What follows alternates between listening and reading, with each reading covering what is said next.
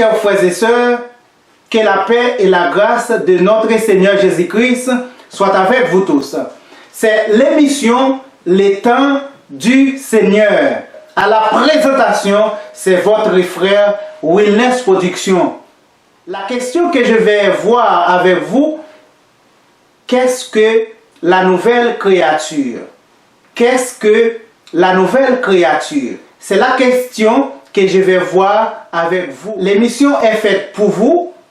Je réclame, très chers frères et sœurs, de nous donner like, de partager notre vidéo et de commenter la vidéo s'il vous plaît.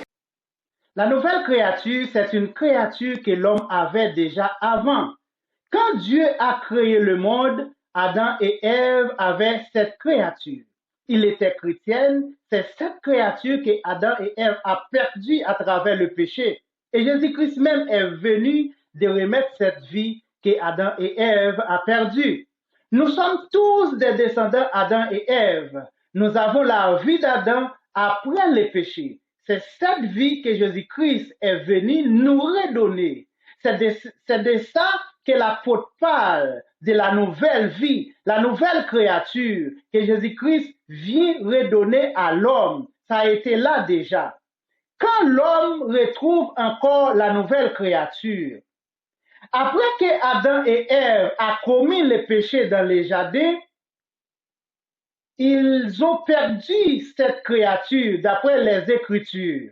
Après le péché, Dieu descendu dans le jardin, il parle de la nouvelle créature. En Genèse 3, le verset 15, il est écrit, « Je mettrai toi et ta femme entre la postérité et sa postérité, celle-ci t'écrasera la tête et tu lui blesseras le talon. » Ici, Dieu parle de l'œuvre de la croix.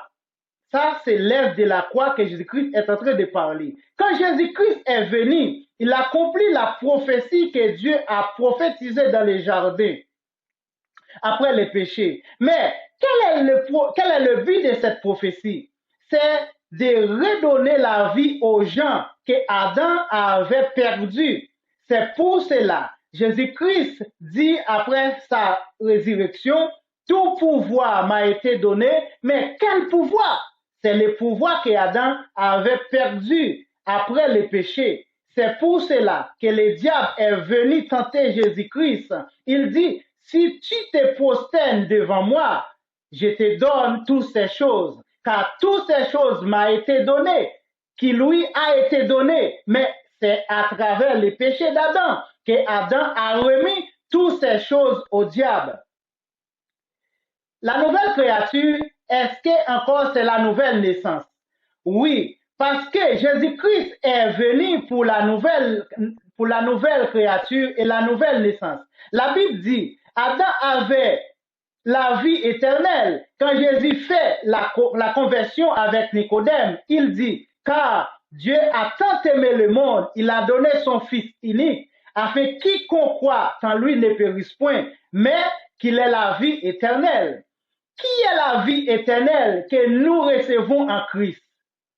C'est la vie éternelle qui était en Adam auparavant.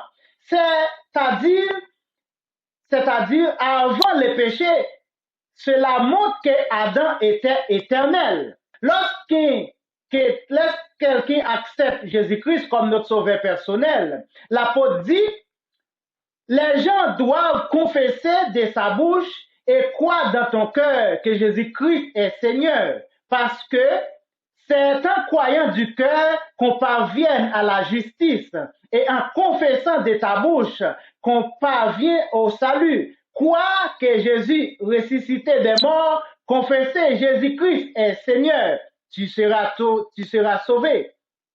Tu seras sauvé en croyant que Jésus-Christ est Seigneur. Tu dois confesser Jésus avec ta bouche.